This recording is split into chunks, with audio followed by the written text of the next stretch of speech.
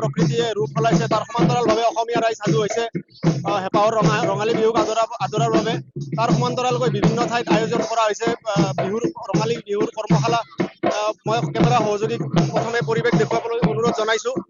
মই বৰ্তমান উপস্থিত আছো মুকালমুৱাৰ দৰংগীপাৰাত বৰহমথুৰি কলা কেন্দ্ৰৰ উদ্যোগত আৰু উদীয়মান যুৱক গোষ্ঠী দৰংগীপাৰাৰ সহযোগত দ্বিতীয় বাৰ্ষিক বিহু নাচৰ কৰ্মশালা মুখ্য প্ৰশিক্ষক ভাস্বতী কলিতাৰ নেতৃত্বত এইদৰে প্ৰায় শতাধিক বিহুৱতী এইদৰে বিহু নাচ কৰ্মশালাত অংশগ্ৰহণ কৰা দেখিবলৈ পোৱা গৈছে। মই কেমেৰা সহযোগীক কিছু পৰিৱেশ দেখুৱাবলৈ অনুৰোধ জনাইছো।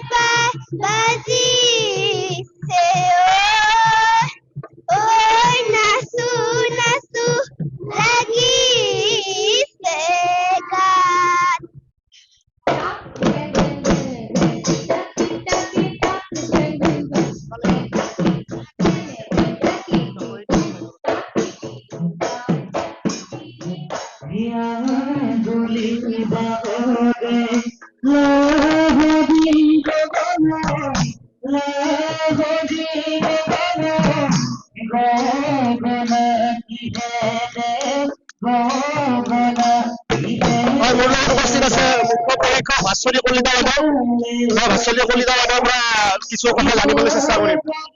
কেনেকুৱা অনুভৱ আপোনাৰ? বহুত ধুনীয়া অনুভৱ, বহুত ভাল লাগিছে। আচলতে আজি পঞ্চমটো দিন কৰ্মশালাখনৰ 5 দিনতে ইমানখিনি শিকিব পাৰিব বুলি মই ভবাই নাছিলো। যিখিনি দিব পাৰিছো সেইখিনি ল'ব পাৰিছে বহুত ধুনীয়াকে, খুব ভাল লাগিছে। আৰু এনেদৰে সকলোৱে আগুৱাই আহক। বিহুটো আমাৰ, যিহেতু আমি অসমীয়া হয়, বিহু জানিব লাগে সকলোৱে আৰু আমাৰ অসমৰ নাম উজ্বলাই তোলক।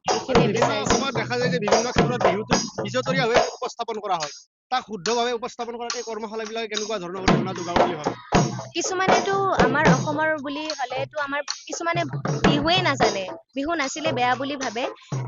এইবাৰ যিহেতু আমাৰ গিনিজ ৱৰ্ল্ড ৰেকৰ্ডত আমাৰ নামটো উজলিছে, সেইকাৰণে বহুত মানুহে ইয়াত আগুৱাই আহিছে যে মোৰ ছোৱালীজনীও নাচিব পাৰিলে ভাল হ'লহেঁতেন বুলি।